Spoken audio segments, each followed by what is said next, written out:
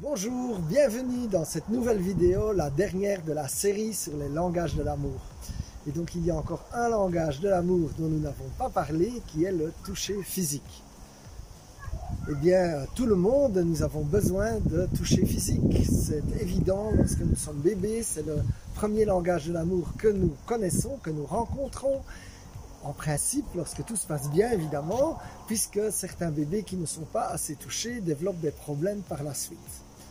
Alors bien sûr, le toucher physique, ça peut être des câlins, hugging comme disent les Anglais, c'est-à-dire une tape sur l'épaule.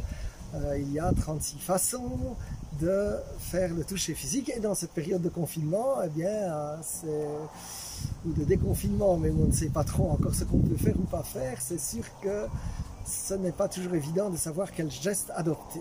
Alors la meilleure solution, c'est de le demander, parce que dans le toucher physique, c'est toujours la personne qui le reçoit qui doit pouvoir se sentir libre de dire « je le reçois, oui ou non ».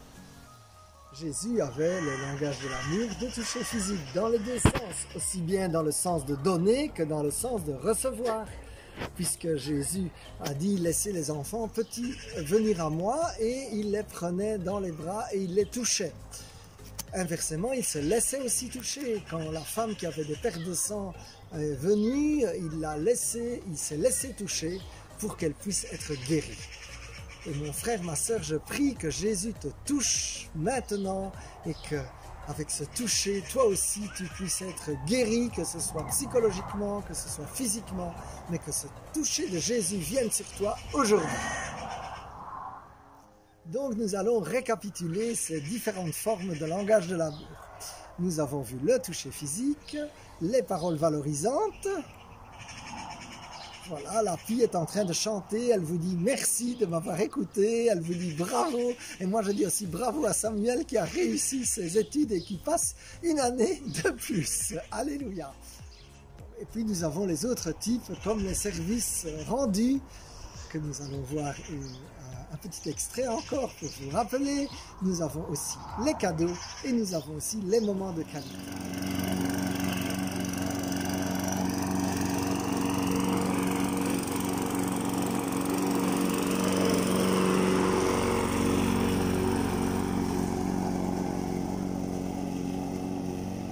J'ai un petit cadeau pour vous. Oh, merci, oui. J'ai un petit cadeau pour mon fils bien-aimé que j'aime beaucoup. J'ai un petit cadeau. Merci, c'est trop gentil, merci.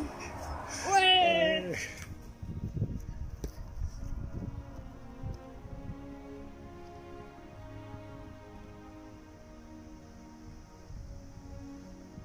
Et donc le monde serait évidemment plus beau et plus agréable pour tout le monde si tous nos réservoirs d'amour étaient bien remplis. Et donc nous pouvons nous remplir le réservoir d'amour les uns des autres en parlant leur langage d'amour. Alors le réservoir d'amour, c'est un peu comme le réservoir d'une voiture. Si on a fait le plein et que ce réservoir est bien rempli, même si on fait des kilomètres et qu'on le vide parce que la vie nous donne des tensions et des choses un peu compliquées, la voiture va continuer à rouler parce qu'il y a toujours de l'essence en réserve. Par contre, si la voiture est déjà sur le rouge et si notre réservoir d'amour est déjà sur le rouge et que par des tensions, par des critiques, par des mauvaises façons de se comporter, nous vidons ce réservoir, eh bien tout va s'arrêter exactement comme la voiture s'arrêtera s'il n'y a plus d'essence. Notre réservoir d'amour vide fera arrêter des relations. La bonne nouvelle, c'est que Jésus, lui, il a un réservoir d'amour infini. Et pour clôturer cette série, je veux vraiment prier mon frère, ma soeur, que Jésus vienne lui-même remplir ton réservoir d'amour. Et il vient le remplir tous les jours.